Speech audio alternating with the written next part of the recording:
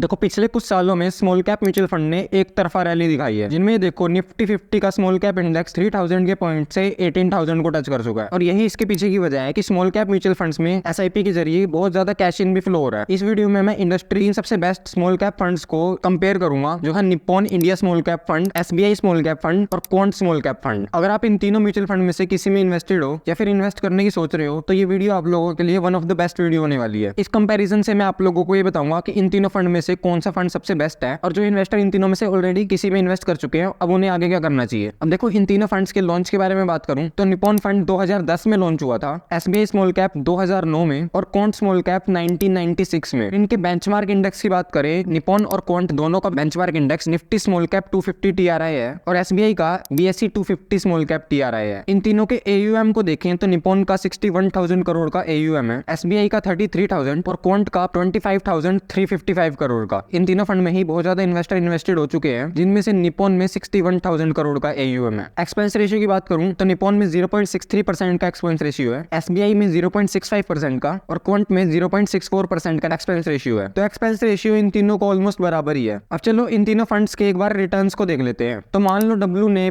10 साल पहले इन तीनों फंड में 5,000 रुपए की एसआईपी स्टार्ट करी होती, तो डब्लू आज तक इन तीनों फंड में 6-6 लाख रुपए इन्वेस्ट कर चुका होगा। तो निप्पॉन में डब्लू के पास अभी टोटल 27 लाख रुपए के आसपास होते और एसबीआई में 22 लाख रुपीज और जबकि क्वांट में 29 लाख रुपीज। तो इन तीनों फंड्स ने डब्लू के लिए कैटेगरी एवरेज से अच्छे फंड बनाकर दिए हैं, जहां पर क्वांट के रिटर्न सबसे बेस्ट हैं और एसबीआई के लास्ट। अब डब्लू ने तो एसआईपी से अच्छे खासे पैसे बना लिए, लेकिन वहीं पर टिंकू ने 10 साल पहले तीनों फंड में एसआईपी की जगह 1 लाख रुपए लमसम इन्वेस्ट करे थे। तो टिंकू के पास 1 लाख रुपए के बदले निप्पॉन में 8,93,000 रुपीज होते, एसबीआई में 8,68,000 रुपीज, जबकि क्वांट में 7,76,000 रुपीज होती। तो यहाँ पर टिंकू भी कैटेगरी एवरेज से अच्छे रिटर्न बना गया, लेकिन लमसम के मामले में टिंकू ने निप्पॉन से सबसे अच्छे रिटर्न बनाए हैं, जबकि क्वांट में सबसे लोएस्ट। अब चलो पिछले 10 सालों में इन तीनों फंड के सीएजीआर को देख लेते हैं। तो लास्ट 10 साल में निप्पॉन ने 24.5% रिटर्न दिया, एसबीआई स्मॉल कैप ने 24.3% और जबकि स्मॉल कैप ने 22.3%। तो इन तीनों ही फंड ने बेंचमार्क जो कि 16% पे है, उसको बिल्कुल आराम से हरा दिया। अब मेरे से पर्सनली पूछो तो लास्ट 6 मंथ में क्वांट म्यूचुअल फंड की परफॉर्मेंस थोड़ी सी डाउन हुई है, लेकिन मेरे हिसाब से ये कोई टेंशन वाली बात नहीं है, क्योंकि क्वांट फंड हाउस पहले के मुकाबले काफी ज्यादा बड़ा फंड हाउस बन चुका है। इसीलिए ये फंड रिटर्न लेने के लिए जो पहले रिस्क उठाता था वो अब शायद ही उठाए। अब रिस्क रेशियो के बारे में बात करूं तो सबसे बेस्ट रिस्क रेशियो यहाँ पर निप्पॉन के हैं, सेकंड बेस्ट क्वांट के हैं, लेकिन ये वाली बात भी याद रखना क्वांट म्यूचुअल फंड थोड़ा सा ज्यादा वोलेटाइल भी है। इन तीनों फंड के नंबर ऑफ स्टॉक्स के बारे में बात करें तो एसबीआई में 10 सेक्टर के 215 स्टॉक्स अवेलेबल हैं, एसबीआई में 7 सेक्टर से 56 स्टॉक्स हैं और क्वांट म्यूचुअल फंड में 9 सेक्टर से टोटल 77 स्टॉक्स हैं। अगर पीई रेशियो को कंपेयर करें तो निप्पॉन में ये 30 है, एसबीआई स्मॉल कैप में 35 और क्वांट में 28। तो पोर्टफोलियो वेरिएशन के हिसाब से तो एसबीआई म्यूचुअल फंड यहाँ पर थोड़ा सा ज्यादा महंगा दिखाई दे रहा है। अब चलो मैं बताता हूँ इन सब फंड्स में से मेरे हिसाब से सबसे बेस्ट फंड कौन सा है। ये तीनों funds he most of the parameters में अपनी कैटेगरी के ऑलमोस्ट सभी म्यूचुअल फंड्स को बीट कर देते हैं। तो अगर कोई म्यूचुअल फंड इन्वेस्टर इन तीनों फंड में से किसी एक में पहले से ही इन्वेस्टेड है, तो उसको उस फंड से एग्जिट करने की कोई जरूरत नहीं है, क्योंकि कंटिन्यू करोगे तो भी अच्छा खासा रिटर्न बन ही जाएगा। तो सबसे पहले बात करते हैं निप्पॉन फंड की। देखो निप्पॉन का फंड पिछले 10 सालों से नंबर 1 पोजीशन पर है, लेकिन अभी हाल ही में आप लोग देखोगे इस फंड में टोटल 215 स्टॉक्स है। इसके पीछे का रीजन है इसका बहुत ज्यादा हाई एयूएम। निप्पॉन में 61,000 करोड़ का एयूएम है, जिसकी वजह से कंपनी बहुत ज्यादा स्टॉक्स में इन्वेस्ट कर रही है और हो सकता है फ्यूचर में ये थोड़े से मिड कैप और लार्ज कैप ऑप्शंस को भी एक्सप्लोर करे, जो हाँ थोड़ी सी टेंशन वाली बात तो है, लेकिन इस रीजन के बावजूद भी